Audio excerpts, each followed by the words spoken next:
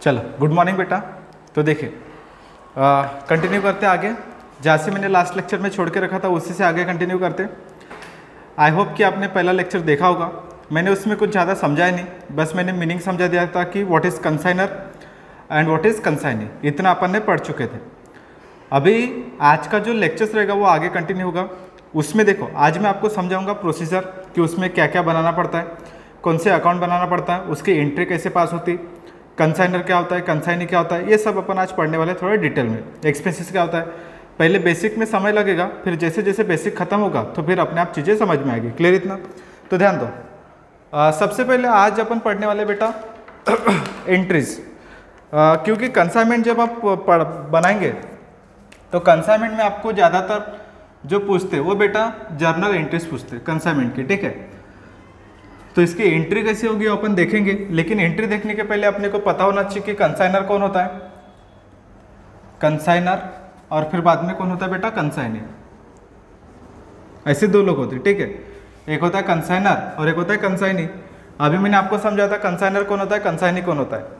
तो देखिए सबसे पहले कंसाइनर कौन होता है बेटा, तो कंसाइनर होता है जब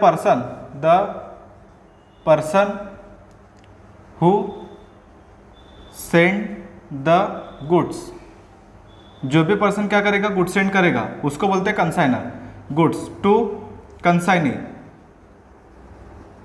the person who send the goods to consignee on the basis of consignment, on the basis of consignment. तो उसका बेस क्या रहेगा बेटा, तो बेस रहेगा उसका कंसाइनमेंट, क्योंकि अपन पढ़ी क्या रहे कंसाइनमेंट। तो जब आप पढ़ेंगे कंसाइनमेंट तो देखिए कंसाइनमेंट का कंसाइनर का मतलब क्या होता है, तो कंसाइनर का मतलब होता है कि जो person, the person who send the goods to consignor on the basis of consignee, sorry the person who send the goods to consignee on the basis of consignment. Consignment के बेसिस पे जो भी गुड्स सेंड करेगा उसको बोलते हैं consignor. और consignee मतलब जिसको गुड्स क्या होता है बेटा, receive. The person who receive the goods, जिसको भी आपको गुड्स मिलेगा, जो पर्सन को गुड्स मिलेगा उसको बोलते हैं कंसाइनी। एग्जाम्पल, जैसे फॉर एग्जाम्पल यहाँ पे मिस्टर एक्स जो कहाँ पर रहता है बेटा, महाराष्ट्र में, एग्जाम्पल लिया था मैंने पहले लेक्चर्स में। दूसरा, अभी मुझे गुड्स सेंड करने दिल्ली, जो मिस्टर वाई है वो काय में रहता है बेटा, दिल्ली। किस में रहता है वो, दिल्ली।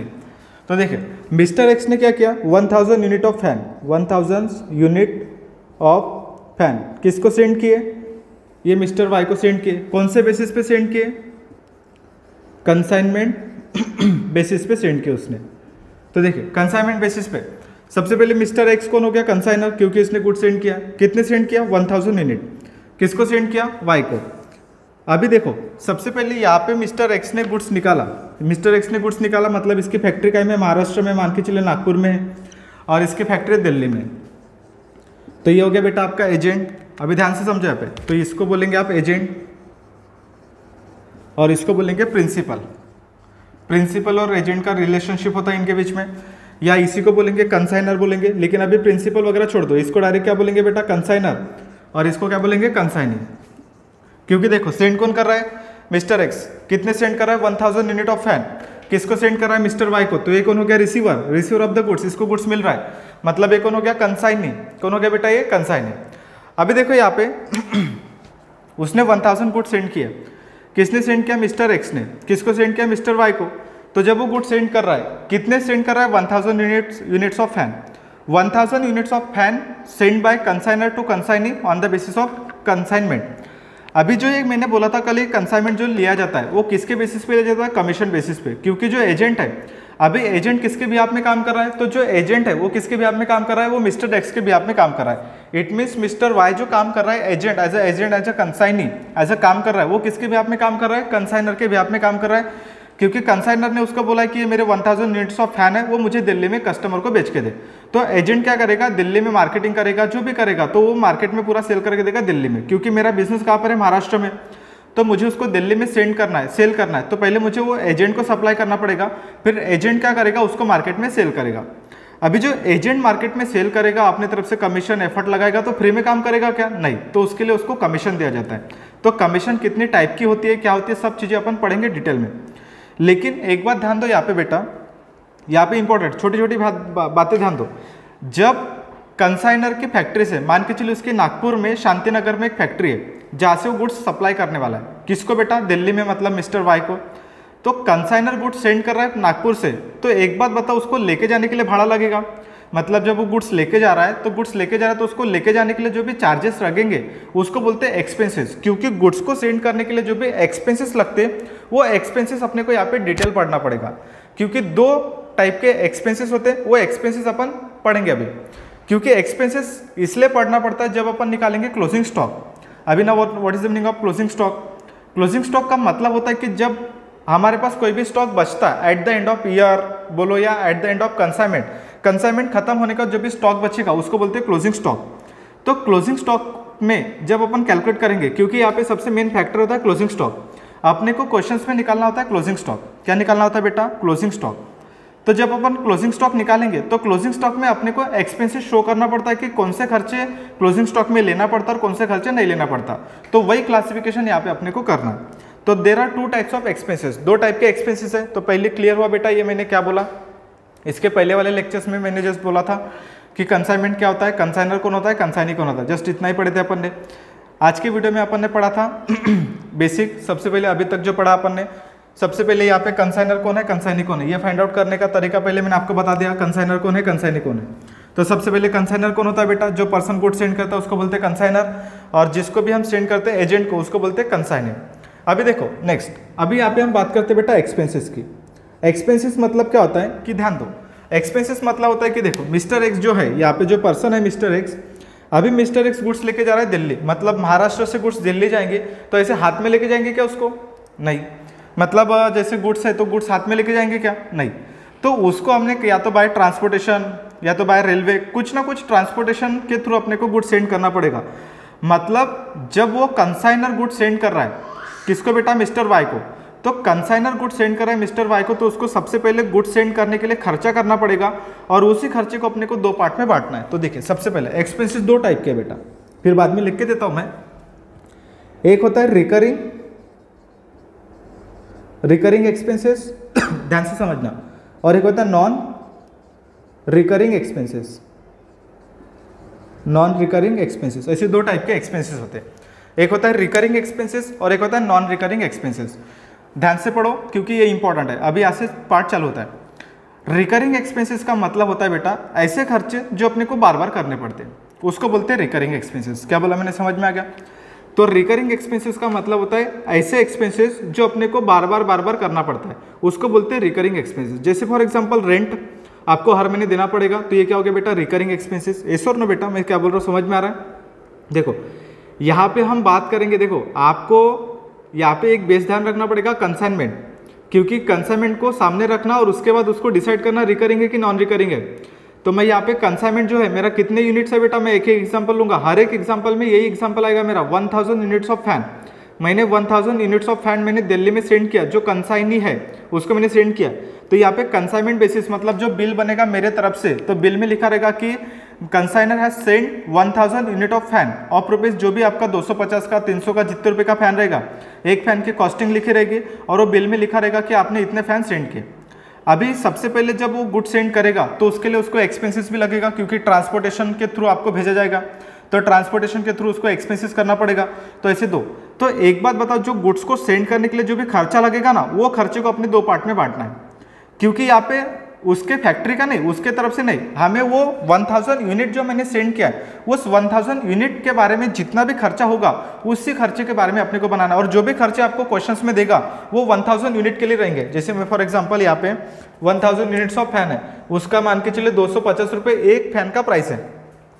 1000 यूनिट ऑफ फैन, कितने फैन है बेटा? 1000, उसका प्राइस कितना है? 250। तो जो भी खर्चे आपको प्रॉब्लम में दिए रहेंगे, फ्रेट रहेगा, रिकरिंग, रेंट, इंश्योरेंस, जितने भी खर्चे रहेंगे वो सब किसके लिए रहेंगे बेटा? ये इसके लिए 1000 यूनिट के लिए। क्योंकि कंसाइनमेंट का मतलब ही क्या होता है कि जो चीजें आप सेंड कर रहे हो उसी को तो बोलते हैं कंसाइनमेंट। तो कंसाइनमेंट इसी बेसिस पे रहेगा। समझ में आ गया? तो बेस अपने को ध्यान रखना है। बेस समझ में आ गया क्या होता है? तो बेस रहेगा बेटा अपना कंसाइनमेंट। ये कंसाइनमेंट के खर्चे को अपने को देखना है कि ये इसको लेके जाने के लिए 1000 यूनिट को लेके जाने के लिए कितना खर्चा लगा है, तो ये हो गया आपका कंसाइनमेंट। अभी देखो दो टाइप के एक्सपेंसेस है, एक होता है रिकरिंग एक्सपेंसेस और एक होता है नॉन रिकरिंग एक्सपेंसेस। क्या होता है बेटा? एक होता है रिकरिंग और एक होता है नॉन रिकरिंग। समझे ध्यान से। रिकरिंग मतलब होता है ऐसा खर्चा जो अपने को बार बार करना पड़ता है, उसको बोलते हैं रिकरिंग एक्सपेंसेस। और कुछ खर्चे ऐसे होते हैं जो वन टाइम करना पड़ता है। एग्जांपल देता हूं मैं आपको। रिकरिंग एक्सपेंसेस मतलब जैसे फॉर एग्जांपल गोडाउन रेंट, अभी मेरे फैक्ट्री में जो भी गुड्स है वो गुड्स को मुझे बार बार स्टोर करना पड़ेगा, गुड्स को मैं स्टोर करके रखूंगा तो उसको मुझे हर महीने रेंट देना पड़ेगा, ये हो गया आपका, क्योंकि हर महीने आपका रेंट जाता है तो ये हो गया आपका रिकरिंग। रिकरिंग मतलब जो ऐसे खर्चे जो बार बार पे करना पड़ता है, जैसे for example selling expenses. Selling expenses का मतलब क्या होता है, सेल करने के लिए जो भी खर्चा होता है। एग्जाम्पल के लिए गुड्स वन टाइम में पूरे महीने बेचा नहीं, मतलब मैंने उसको मान के चलिए कुछ गुड्स 200 अभी बेचा, 500 बाद में बेचा, 100 गुड्स बाद में बेचा, तो मुझे हर एक जब भी मैं सेल करूंगा तो उसके लिए मुझे क्या करना पड़ेगा, सेलिंग एक्सपेंसेस करना पड़ेगा, कमीशन देना पड़ेगा, डिस्काउंट देना पड़ेगा। तो ये सब क्या हो गया बेटा, रिकरिंग। जैसे एडवर्टाइजमेंट, एडवर्टाइजमेंट भी अपने को बार बार करना पड़ता है। ऐसा होता है कि गुड्स के लिए आपने एक बार एडवर्टाइजमेंट करी है तो ये क्या हो गया, ऐसा एक बार करना पड़ता है कि नहीं, उसको हमें बार बार करना पड़ता है। तो कुछ खर्चे रिकरिंग होते हैं और कुछ खर्चे नॉन रिकरिंग। जैसे एग्जांपल के लिए, जैसे रिकरिंग एक्सपेंसेस में आएगा बेटा आपका रेंट, उसके बाद आएगा इंश्योरेंस, क्योंकि गोडाउन का इंश्योरेंस भी अपने को हर बार करना पड़ता है, इंश्योरेंस। उसके बाद आएगा सेलिंग एक्सपेंसेस, सेलिंग एक्सपेंसेस। ये क्या हो गया बेटा आपका, सब रिकरिंग हो गया। तो रिकरिंग मतलब समझ में आ गया, रिकरिंग। तो रिकरिंग का मतलब क्या होता है, ऐसे खर्चे जो बार बार करने पड़ते हैं, जैसे for example rent, for example insurance, for example selling expenses. Selling expenses भी अपने को बार बार करने पड़ेंगे, ये हो गया आपका रिकरिंग एक्सपेंसेस, ठीक है। उसके बाद नॉन रिकरिंग में क्या आता है, तो नॉन रिकरिंग में आएगा सबसे पहले लोडिंग एंड अनलोडिंग चार्जेस।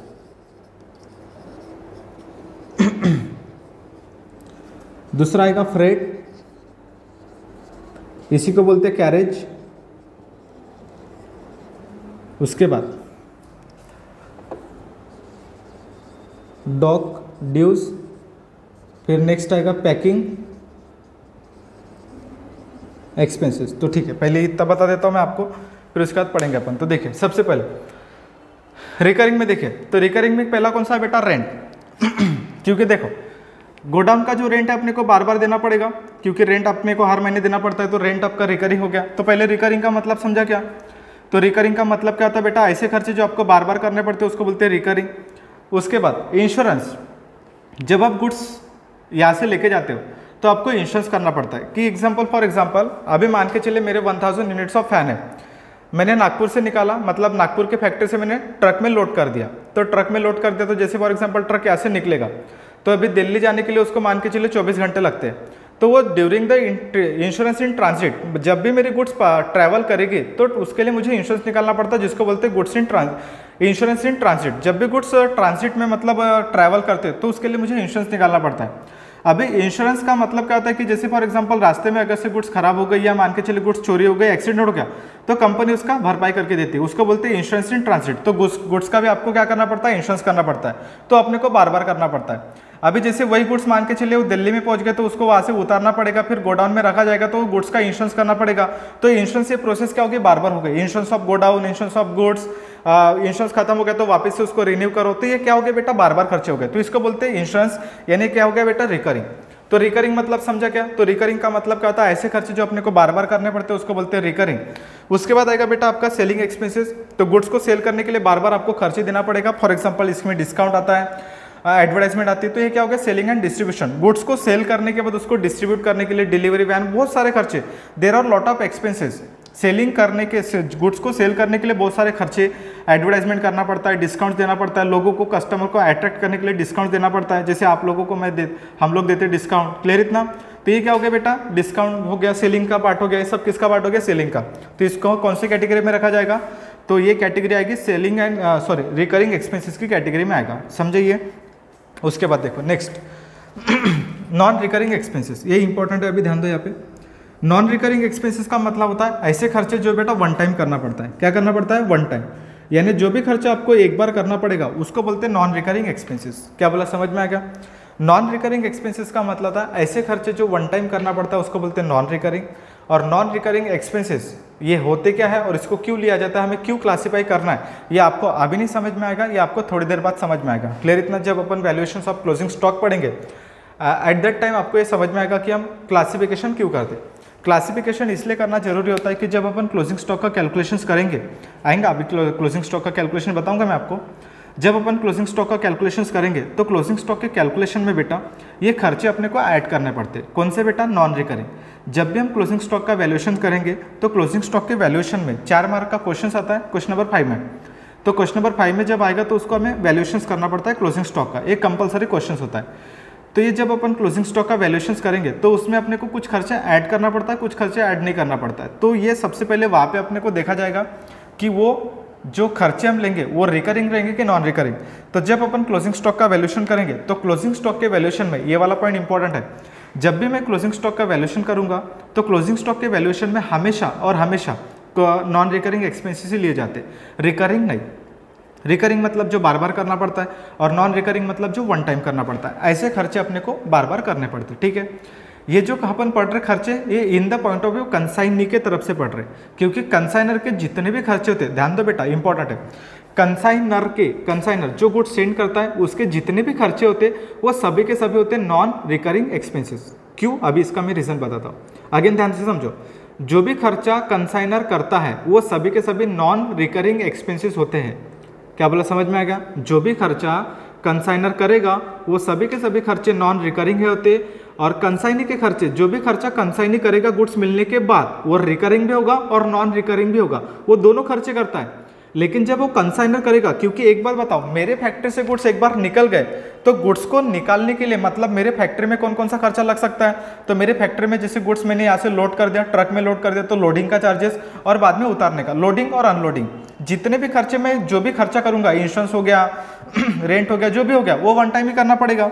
क्योंकि जो भी कंसाइनर खर्चा करेगा, अरे वो गुड्स तो एक ही बार निकल रहा है ना, जैसे 1000 यूनिट जो है, 1000 यूनिट्स ऑफ फैन जो है वो दिल्ली में सेंड कर रहा है, तो 1000 यूनिट एक ही बार करना पड़ेगा उसको, वो बार बार करेगा क्या, उधर लेके जाना फिर वापस आना, ऐसा नहीं। एक बार गुड्स चली गई तो गुड्स को लेके जाने के लिए खर्चा भी तो एक ही बार होगा ना, क्योंकि गुड्स एक ही बार जा रही है। समझ में आ रहा है? क्योंकि ये जो 1000 यूनिट है, क्योंकि खर्चा इसके लिए हो रहा है, कंसाइनमेंट इसके लिए बन रहा है, तो इसके तरफ से अपने को देखना है कि 1000 यूनिट जब यहाँ से जा रहे फैक्ट्री से, जब नागपुर से गुड्स जाएंगे शांतिनगर से, तो यहाँ से जब दिल्ली जाएगी, तो बेटा यहाँ से जब दिल्ली में जा रही तो यहाँ से सबसे पहले खर्चा वन टाइम ही होगा। तो जो भी खर्चा जब फैक्ट्री से, मतलब महाराष्ट्र की फैक्ट्री में जो है मिस्टर एक्स की, वहाँ की फैक्ट्री से गुड्स निकलेगा तो उसको वन टाइम ही करना पड़ेगा, और जो वन टाइम खर्चा होता है उसी को बोलते हैं नॉन रिकरिंग एक्सपेंसेस। तो कंसाइनर के खर्चे जो होते हैं, यानी expenses of consignor always treated as a non recurring expenses. जो भी कंसाइनर के खर्चे होते हैं उसको हमेशा नॉन रिकरिंग ट्रीट किया जाता है। इतना समझा बेटा? क्लियर? इतना ये जो क्लासिफिकेशन मैंने करके दिया है, ये classification in the point of view consignee के तरफ से देखा जाता है कि उसके खर्चे, क्योंकि उसके खर्चे रिकरिंग भी होते हैं और कुछ खर्चे नॉन रिकरिंग भी होते हैं। जैसे फॉर एग्जांपल अभी मान के चलिए ये मिस्टर एक्स ने दिल्ली में क्या किया, इसने गुड सेंड कर दिया। तो जैसे फॉर एग्जाम्पल यहाँ से ट्रक निकलेगी, सनी देओल गड्डी लेके निकला, तो देखिए सबसे पहले सनी लेवानी नहीं रहे, सनी देओल, ठीक है, सनी देओल अभी ट्रक लेके जा रही है, ट्रक लेके जा रहा है, किस में पहुंचेगा, दिल्ली। तो दिल्ली पहुंचेगा तो मान के चलिए मिस्टर वाई आएगा यहाँ पे, उसका एजेंट, तो उसका एजेंट यहाँ पे ट्रक से सबसे पहले क्या करेगा, गुड्स अनलोड करेगा, अनलोड मतलब उतारेगा, अनलोड मतलब खाली करना। अभी जो गुड्स यहाँ पे अनलोड होगी तो वो अनलोड का खर्चा एक ही बार करना पड़ेगा, क्योंकि जैसे दिल्ली में आया गुड्स ट्रक तो उसको अनलोड करना पड़ेगा। या हो सकता है कि गुड्स रेलवे से जा रही है, कैसे भी जा सकती है, तो अनलोडिंग का खर्चा आएगा। तो जैसे गुड्स यहाँ पे अनलोड होगा तो अनलोडिंग का खर्चा देना पड़ेगा, किसको बेटा, वाई को। अभी इसके बाद जैसे फॉर एग्जांपल मिस्टर एक्स ने खर्चा गुड्स दिल्ली में भेजा, तो एक बार खर्चा कौन करेगा, कंसाइनर। तो जैसे गुड्स यहाँ पे आ गए, दिल्ली में आ गए, तो इसके बाद जो भी प्रोसीजर होगा सेल करने तक जो भी खर्चा होगा वो किसका होता है, कंसाइनी का। क्या बोला, समझ में आ गया? इसके बाद का जो भी खर्चा होगा किसका होगा, कंसाइनी का। तो अनलोड करने का खर्चा, तो देखो यहाँ पे क्या लिखा है बेटा, लोडिंग एंड अनलोडिंग। या तो गुड्स को चढ़ा, लोडिंग का मतलब चढ़ाना और उसको उतारना, उसको बोलते हैं लोडिंग एंड अनलोडिंग। अभी ये नॉन रिकरिंग कैसे होता है मैं आपको समझाता हूँ। अभी देखो जैसे फॉर एग्जांपल लोडिंग का मतलब क्या होता है, गुड्स को चढ़ाना और बाद में उसको उतारना, ये हो गया आपका लोडिंग का खर्चा। और अनलोडिंग मतलब उतारना। तो देखिए मान के चलिए कंसाइनर ने कंसाइनी को रेलवे से गुड्स भेजा, तो रेलवे मान के चलिए नागपुर से निकली और दिल्ली में जाके रुक गई। तो एक बात बताओ, वो जो रेलवे है वो कंसाइनी के गोडाउन में तो जाएगी नहीं ना, वो तो दिल्ली के स्टेशन में जाएगी।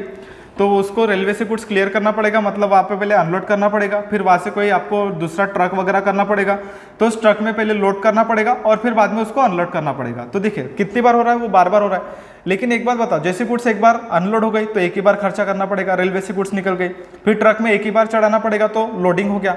तो ये जो भी खर्चे है बेटा वो वन टाइम ही होता है, उसको बोलते हैं लोडिंग एंड अनलोडिंग। क्या बोला, समझ में आ गया? तो लोडिंग और अनलोडिंग मतलब क्या होता है, एक ही बार जो भी खर्चा वन टाइम होता है उसको बोलते हैं लोडिंग एंड अनलोडिंग एक्सपेंसेस। तो इसको बोलेंगे non recurring expenses, non recurring. उसके बाद फ्रेट एंड कार्टेज, कैरेज जिसको बोला जाता है। फ्रेट मतलब भाड़ा, रेलवे भाड़ा जिसको कहा जाता है। रेलवे से गुड्स आपने सेंड किया तो रेलवे भाड़ा भी आपका क्या हो गया बेटा है, नॉन रिकरिंग एक्सपेंसेस हो गया। उसके बाद आएगा डॉक ड्यूज। अगेन एक बार सुन लो कैरेज। तो देखिए सबसे पहले फ्रेट आएगा, रेलवे के थ्रू आपने गुड्स सेंड किया तो फ्रेट बोलेंगे। कैरेज ट्रांसपोर्टेशन के थ्रू गुड्स सप्लाई करेंगे तो उसको बोलेंगे कैरेज ऑन फ्रेट या कैरेज ऑन परचेज, जो भी रहेगा वो रहेगा आपका कैरेज। कैरेज ऑन परचेज या कैरेज ऑन सेल ये क्या रहेगा आपका, वन टाइम का रहेगा। कैरेज मतलब भाड़ा, वो ट्रक वाले को, सनी देओल को वन टाइम ही आपको भाड़ा देना पड़ेगा। सनी देओल गुड्स लेके जा रहा है अपने ट्रक में, तो सनी देओल गुड्स लेके जाएगा तो उसको वन टाइम ही एक्सपेंसेस देना पड़ेगा, तो ये हो गया कैरेज ऑन एक्सपेंसेस। उसके बाद डॉक ड्यूज, मान के चले आपने बाहर से गुड्स मंगाई या आपने आउट ऑफ गुड्स कंट्री के बाहर गुड्स सप्लाई कर दिए, तो डॉक ड्यूज मतलब जैसे फॉर एग्जांपल कस्टम ड्यूटी जिसको कहा जाता है। कस्टम ड्यूटी मतलब जब गुड्स पानी में ट्रैवल करते हैं तो जब वो गुड्स आती है कस्टम पोर्ट पे आपको एक्सपेंसेस देना पड़ता है, यानी गुड्स को क्लियर करना पड़ता है, क्योंकि जब आपकी गुड्स बाहर कंट्री से इंडिया में आती है तो पहले कस्टम डिपार्टमेंट को कस्टम ड्यूटी पे करना पड़ता है। तो जो आपने गुड्स लेके आए वाटर के थ्रू तो उसको बोलते हैं डॉक ड्यूज। अगर से गुड्स वाटर से ट्रैवल कर रही है तो उसको बोलते हैं डॉक ड्यूज। ये भी आपका कौन सा खर्चा है बेटा, नॉन रिकरिंग एक्सपेंसेस है। और उसके बाद आएगा पैकिंग एक्सपेंसेस। पैकिंग एक्सपेंसेस मतलब क्या होता है, तो पैकिंग एक्सपेंसेस का मतलब था गुड्स को पैक करने का खर्चा। जैसे आप कोई भी फैन वगैरह परचेस करते तो ऐसे मिलता है कि आपको नहीं, उसको प्रॉपरली पैक किया जाता है, तो पैक करने का खर्चा मतलब पैकिंग एक्सपेंसेस। तो पैकिंग एक्सपेंसेस क्या करेंगे बेटा, हम उसमें ऐड करेंगे। समझ में आ गया। तो ये हो गया आपका एक्सपेंसेस ऑफ रिकरिंग और एक्सपेंसेस ऑफ नॉन रिकरिंग।